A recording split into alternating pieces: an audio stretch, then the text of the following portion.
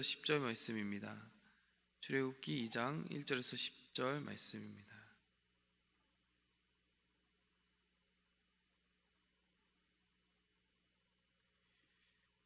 레위 가족 중 한 사람이 가서 레위 여자에게 장가들어 그 여자가 임신하여 아들을 낳으니 그가 잘생긴 것을 보고 석 달 동안 그를 숨겼으나 더 숨길 수 없게 되매 그를 위하여 갈대 상자를 가져다가 역청과 나무 진을 칠하고 아기를 거기 담아 나일강 갈대 사이에 두고 그의 누이가 어떻게 되는지를 알려고 멀리 섰더니 바로의 딸이 목욕하러 나일강으로 내려오고 시녀들은 나일강가를 거닐 때에 그가 갈대 사이에 상자를 보고 시녀를 보내어 가져다가 열고 그 상자를 보니 아기가 우는지라 그가 그를 불쌍히 여겨 이르되 이는 히브리 사람의 아기로다. 그의 누이가 바로의 딸에게 이르되 내가 가서 당신을 위하여 히브리 여인 중에서 유모를 불러다가 이 아기에게 젖을 먹이게 하리이까. 바로의 딸이 그에게 이르되 가라 하매 그 소녀가 가서 그 아기의 어머니를 불러오니 바로의 딸이 그에게 이르되 이 아기를 데려다가 나를 위하여 젖을 먹이라. 내가 그 삭슬 주리라. 여인이 아기를 데려다가 젖을 먹이더니 그 아기가 자라매 바로의 딸에게도 데려가니 그가 그의 아들이 되니라. 그가 그 이름을 모세라 하여 이르되 이는 내가 그를 물에서 건져내었음이라 하였더라. 아멘. 네, 여러분, 우리 PCA 장로교회에서 정말 하나님께서 주신 그 여러 말씀들 가운데 가장 중요하게 생각하는 개념이 무엇이라고 생각하십니까? 여러분, 하나님의 말씀인 성경, 그 성경 안에서 하나님의 주권이라고 하는 개념을 우리 개혁교회 신앙 고백을 하는 교회 중에서 우리 장로교회는 아주 중요하게 생각합니다. 여러분, 쉽게 말해서요, 하나님께서 이 모든 우주와 만물을 그 손에 붙들고 계시고 통치하고 다스린다라는 이야기입니다. 여러분, 그 창조한 세상을 하나님께서 다스릴 뿐만이 아니라요, 섭리한다, 우리는 이렇게 표현합니다. 여러분, 섭리가 무슨 뜻일까요?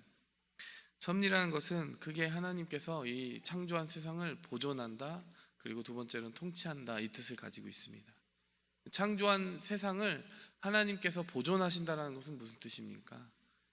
그 손으로, 그 권능으로 붙들어주지 않으시면요, 이 세상이 지금 현재를 유지할 수 없고 지금까지 하나님께서 베풀어 오신 이 세상에 만들어 오신 일들이 그대로 유지될 수가 없다라는 뜻입니다. 여러분, 제가 원래 전공이 공학이어서요, 보니까 이 그 분자 사이에, 그리고 그 분자보다 더 작은 여러 단위에 아주 촘촘하게 얽혀져 있는 그 네트워크들이 있습니다. 그 작은 입자들을 연결하는 힘 하나라도, 만약에 그 물리 법칙 중 하나라도 끊어지게 되면요, 무로 돌아가게 되면 온 우주가 그냥 흩어져 버립니다.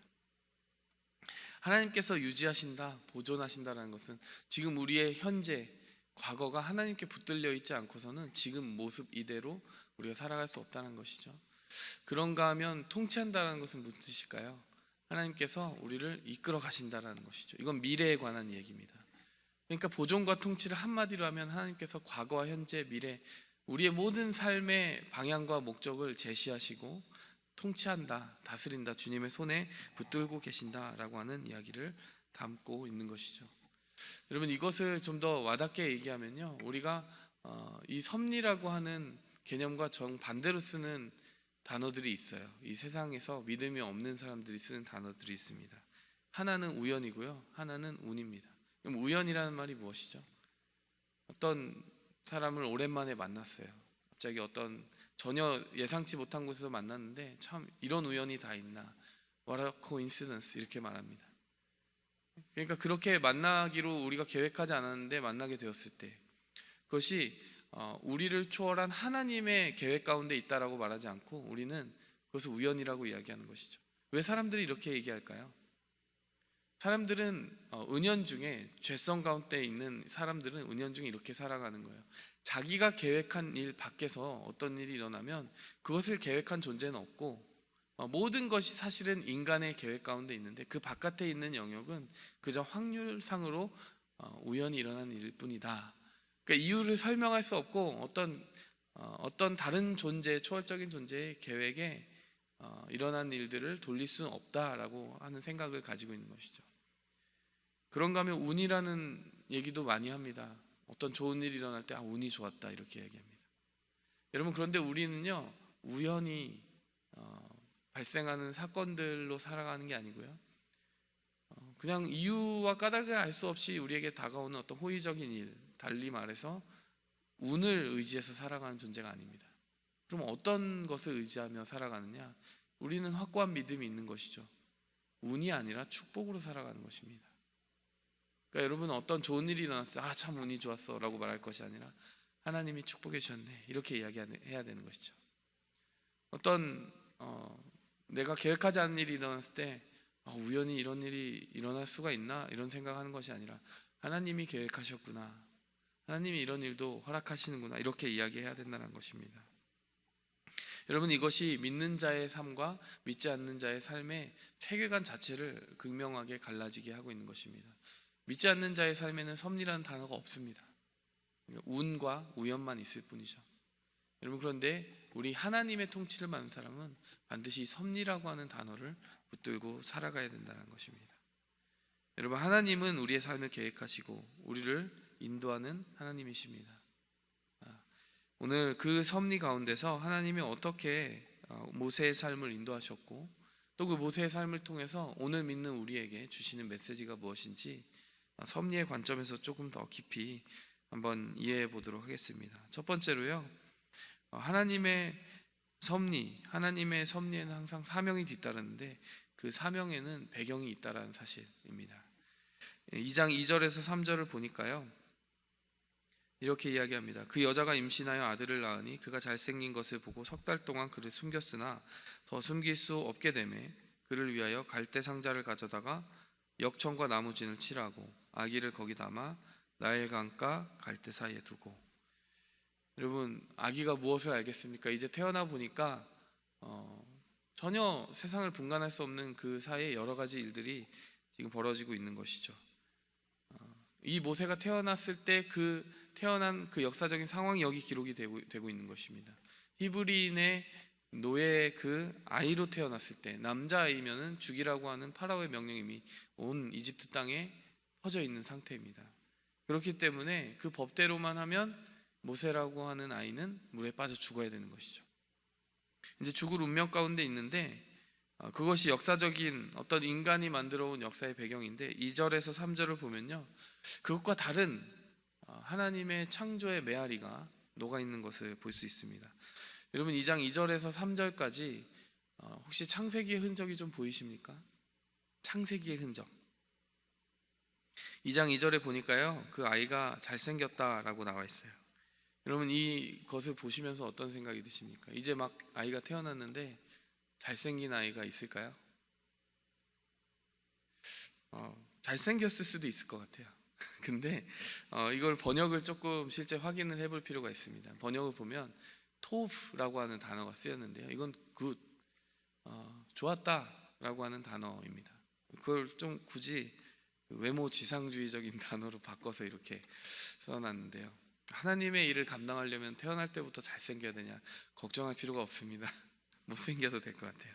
그냥 보기에 좋았다라는 거예요.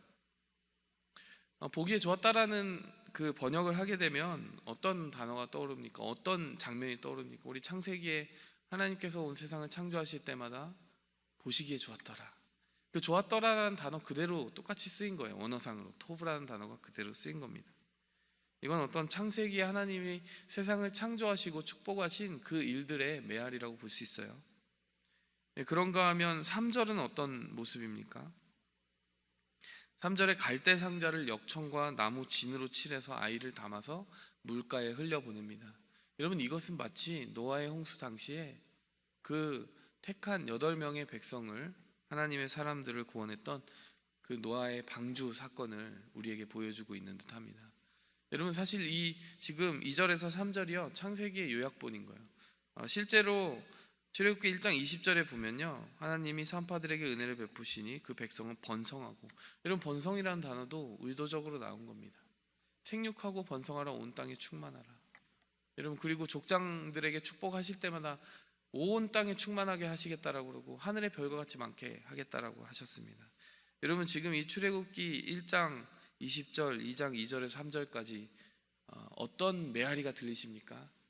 내가 너를 번성케 하겠다. 내가 너를 축복하였다. 내가 너를 보기에 심히 좋았다.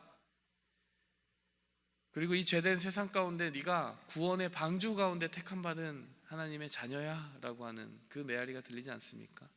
모세는 아무것도 들을 수 없어요. 지금 이제 막 태어나서. 근데 여러분, 모세가 태어나기도 전에 정말 수천 년의 역사 속에서 이미 하나님께서 원창조의 역사 속에서 이루어오신, 족장들의 역사 속에서 이루어오신 창조의 메아리가 지금 모세의 뒤편에 아주 진하게 묻어나오고 있는 것입니다. 우리가 섭리 가운데 태어났다라고 하는 것은요, 하나님이 우리가 태어나기 전에 이미 이루어 오고 계셨던 아주 유구하고 뿌리 깊은 하나님의 섭리와 이 역사를 이끌어가는 방향성이 있었다는 것을 이해하는 것입니다. 그것을 이해하지 않고 살아가게 되면요, 우리는 신문만 펴고 세상을 보게 돼 있어요. 신문을 펴면 어떤 내용이 나옵니까? 누가 지금 이 세상에서 가장 권력 있는 사람인가? 우리가 볼 때는 그 사람의 손에 역사가 달려 있는 것 같아요. 도널드 트럼프에게 그런 대통령에게 달려 있는 것 같습니다. 그러나 믿는 자는 무엇을 얘기합니까? 하나님이 그보다 훨씬 전에 인간을 창조하셨어. 하나님이 죄된 세상을 심판하셨어. 물로 심판하셨어. 하나님께서 그 가운데 믿는 자들을 번성케 하고 계셔. 하나님은 그들을 통해 구속사를 이루어 가신다. 하나님은 그들을 통해 예수 그리스도의 계보를 이어가셨고, 그 예수 그리스도의 자녀된 믿음의 자손들이 지금 이 세상을 하나님의 정하신 종말의 때까지 이끌어가고 계신다라고 하는 고백을 우리는 하고 살아간다는 것이죠. 우리가 그런데 그것을 잊고 살아가면 전혀 다른 세상의 배경색을 보며 살아간다는 거예요. 믿음 없는 사람들이 보듯이 힘 있는 자들, 권력, 어느 곳으로 부가 집중되는가, 이런 추세만 따라가게 된다는 거죠. 그런데 우리는 믿음으로 바라볼 때 하나님이 이미 이루어 오신 그 구속사의 흐름을 볼 수 있어야 된다는 거예요.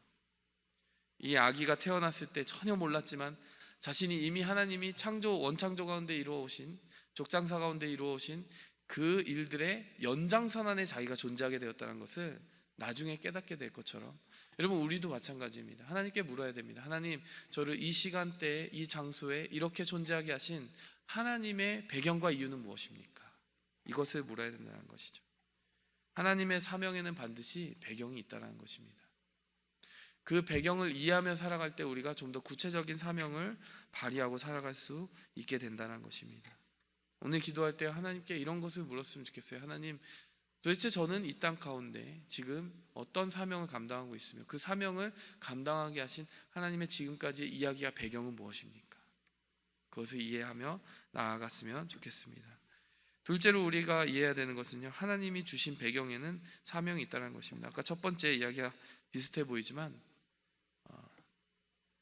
순서가 바뀌었습니다. 첫 번째는 하나님의 사명에는 배경이 있다라고 이야기한 것인데요, 두 번째는 하나님이 주신 배경에는 사명이 있다. 단어를 뒤집었습니다. 8절에서 9절을 보시면요, 파라오의 딸이 이제 소녀를 만나게 되는데, 이 갈대 상자를 따라간 미리암, 그러니까 모세의 누이가 파라오의 딸이 이제 목욕하고 있는 그곳에서 만나게 된 것이죠. 그리고 나서 유모를 찾으라고 했고, 그 유모를 데려다 주었는데 그것은 바로 모세의 친모였습니다. 자, 이것이 모세의 삶을 이루는, 근간을 이루는 큰 하나의 배경이 되었는데, 어떤 배경이 됩니까? 이집트의 왕자로 40년을 살게 되는 배경이 되는 것이죠. 여러분, 제가 이제 말씀드렸듯이 하나님이 우리에게 어떤 배경을 주실 때, 지식을 주시고 특정한 어떤 교육 환경 가운데 자라게 하시고, 어떤 문화권 가운데 살아가게 하시고, 어떤 언어를 사용하게 하시고, 머리털 색깔까지, 피부 색깔까지, 이런 모습으로 우리가 자라난 모든 것을 우리의 배경이라고 이해할 때, 여러분, 다 이유가 있다는 것입니다. 그 안에 숨겨진 사명이 있다는 것입니다. 이렇게 한번 물어보고 싶습니다. 왜 하나님은 모세를 40년 동안 그 공주의 아들로, 파라오의 왕자로 살게 하셨는가? 어떻게 이해하고 계십니까? 제가 묵상하면서 받은 그 마음은요, 바로 훗날에 모세가 파라오와 대면하여서 이집트에서부터 이스라엘 백성들을 구원해 내라고 한 하나님의 메시지를 전할 때 그 장면이 떠올랐어요. 한번 생각해 보시겠습니다. 조선시대 왕조 시대예요. 어떤 사람이 그런 사명을 받았다고 생각해 보세요. 하나님의 말씀을 받았어요. 왕에게 나아가서 이야기를 해야 됩니다. 이런 민족들을 내가 구원해내야 되는데 이 사람들을 빼주십시오. 여러분, 무엇이 문제가 될 것 같아요? 그 말을 들어주는 것은커녕 만나기도 어려울 것 같지 않습니까? 왕을 만나러 간다고 만날 수 있을까요? 신문고 같은 게 있었지만 북 두드린다고 만나줄까요? 파수꾼부터 만날 것 같습니다. 파수꾼이 한번 들어보고 얘가 정신이 좀 이상한데 싶으면 다 이제 스크린 아웃 시키는 거죠. 그럼 모세가 이집트에 그냥 평민으로 태어났다라고 생각을 해보십시오. 하나님의 사명을 받은 건 분명해요. 근데 파라오를 만나야 되거든요. 근데 만나러 가는데 처음 마주치는 사람은 누구일까요? 거기에 파수꾼이겠죠. 그 사람이 왜 누구를 만나러 왔느냐 했는데 파라오를 만나러 왔습니다. 이러면 어떤 말을 듣게 될까요? 죽고 싶냐 이런 말을 듣게 되겠죠. 너의 목숨이 온전치 못할 것이다. 이유가 뭐냐 이런 말을 듣게 되겠죠. 여러분, 그런데 우리가 성경을 이미 다 읽어서 알고 있지만 파라오를 만나러 갈 때 전혀 장애가 없었어요. 왜 어려움이 없었을까요? 모세가 이미 이집트의 왕자로 살았던 것을 파수꾼들도 알고요. 또 이집트의 역사 가운데 그것이 이미 존재하고 있고 파라오로 세워진 그 사람은 아주 높은 가능성으로 모세와 어린 시절을 함께 했을 것이기 때문입니다. 그러니까 만나주는 거죠. 그 배경이 없었으면 출애굽 역사에 그 많은 10가지 재앙이라고 하는 것이 성립이 안 됩니다. 아예 만나주지를 않게 되는 거죠. 여러분, 그런가 하면 모세가 광야에서 40년을 보내요. 그렇게 좋은 배경 가운데 살았는데 나중에 광야에 40년을 보냅니다. 이건 또 무슨 일인가? 왜 40년을 그렇게 낭비되게 하셨는가? 모세를 낮추기 위해서, 가난한 마음을 가지기 위해서라고 하는 이유도 있겠죠. 근데 좀 더 실용적인 이유도 있습니다. 나중에요, 모세가 이집트에서부터 탈출한 이스라엘 백성들을 어디로 이끌어 가야 되는 거죠? 광야로 이끌어 가야 됩니다. 광야에서 몇 년을 있게 됩니까? 아주 공교롭게도 40년을 있게 되는 거죠. 여러분, 모세는 이미 40년을 광야 생활을 해봤어요. 미디안 광야가 어딘지도 압니다. 또 하나님의 만남을 가진 곳이 바로 시내산이었어요. 나중에 시내산으로 이끌어 가야 돼요. 그 지형과 모든 광야 사리에 대해서 모세가 익숙해진 거죠. 기본은 알고 가는 겁니다. 물론 그렇다고 해서 수백만의 백성들을 먹일 수 있느냐라고 하면 그건 모세의 할 수 있는 능력은 벗어난 일이겠죠. 하지만 기본적인 배경은 갖추고 가는 겁니다. 내가 지금 이 백성들을 어디로 이끌고 가고 있는가? 여기서 필요한 것은 무엇인가? 이스라엘 백성들이 이럴 때는 어떻게 해야 됩니까? 이럴 때는 어떻게 해야 됩니까? 라고 물을 때 어떤 그래도 답을 가지고 있는 지도력을 발휘할 수는 있게 되더라는 것이죠. 여러분, 하나님이 우리에게 어떤 배경을 주실 때 이유 없이 주시는 것이 없다는 거예요. 왕자로 살게 할 때도 나중에 파라오 만날 그때를 예비하신 것이고, 광야에서 40년은 의미 없이 도는 것 같아도 의미가 다 있더라는 것입니다. 40년을 나중에 이스라엘을 이끌기 위한 것이라는 거죠. 여러분, 우리의 삶 속에요, 우리가 받아들이기 어려운 배경도 있습니다. 내가 왜 광야 생활을 해야 될까? 우리가 받아들이기 좋아하는 그런 배경도 있어요. 왕자로 사는 거. 그런데 하나님의 눈앞에는요, 매 한 가지입니다. 그냥 하나님의 뜻을 이루기 위한 도구와 사명의 그 어떤 도구일 뿐이지, 그것을 우리가 좋다 나쁘다 해서요 취할 수 있는, 취사 선택할 수 있는 것이 아닙니다. 그 모든 것이 합력하여 선을 이루게 하시는 하나님의 뜻이 더 중요한 것이고, 그 하나님의 뜻이 우리에게 분명하게 있을 때 버려지는 시간이 없게 된다는 거예요. 우리에게 볼 때 이건 암흑기인데 버리고 싶은데 라고 하는 시간도 오히려 하나님께는 필수야. 우리에게 정말 이 시간이 좋은데 그 시간 자체의 의미를 두지 마라. 하나님은요, 모든 것이 합력하여 선을 이루게 하시고 하나님이 주신 그 배경을 우리의 사명으로 빚어가시는 분이십니다. 이 두 가지를 우리가 꼭 기억했으면 좋겠어요. 우리가 그냥 사는 것이 아니고 하나님이 이루어 오신 그 많은 일들의 배경 속에서 살아가고 있다는 것을 알아서 하나님, 제 사명이 무엇입니까? 라고 묻는 삶을 살아야 되고요. 또 오늘 그래서 내가 갖추고 있는 것들, 원하든 원치 않든 살아온 모든 경험과 내 삶의 배경들이 그 하나님의 사명을 위해 어떻게 쓰여야 됩니까? 또 거꾸로 물어볼 수 있는 그러한 귀한 시간 되기를 바랍니다. 함께 기도하겠습니다. 하나님 아버지 감사합니다. 오늘 모세에게 주신 그 은혜를 우리에게도 입혀 주시옵소서. 우리가 알지 못하는 그 하나님이 주신 배경의 의미, 그리고 우리가 알지 못하는 하나님이 이루어 오신 그 역사의 배경, 하나님 그 안에서 우리의 사명을 발견하게 도와주시옵소서.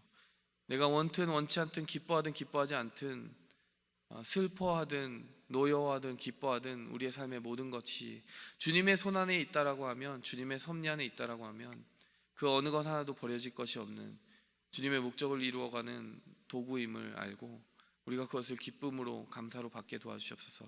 이 모든 말씀 예수님의 이름으로 기도하였습니다. 하늘에 계신 우리 아버지여, 이름이 거룩히 여김을 받으시오며 나라의 임하옵시며 뜻이 하늘에서 이룬 것 같이 땅에서도 이루어지이다.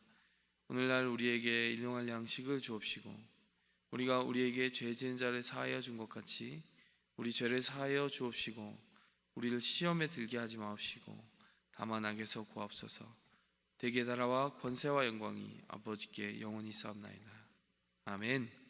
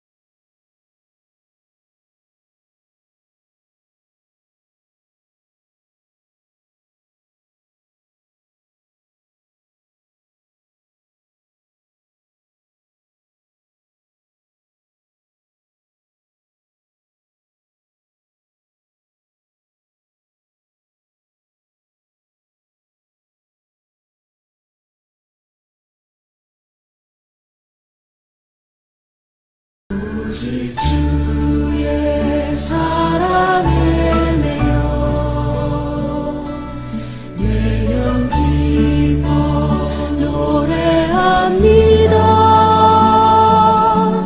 이 소망의 언덕 기쁨의 땅에서 주께 사랑 드립니다. 오직 주의 임재 안에 갇혀 내 영 기뻐 찬양합니다.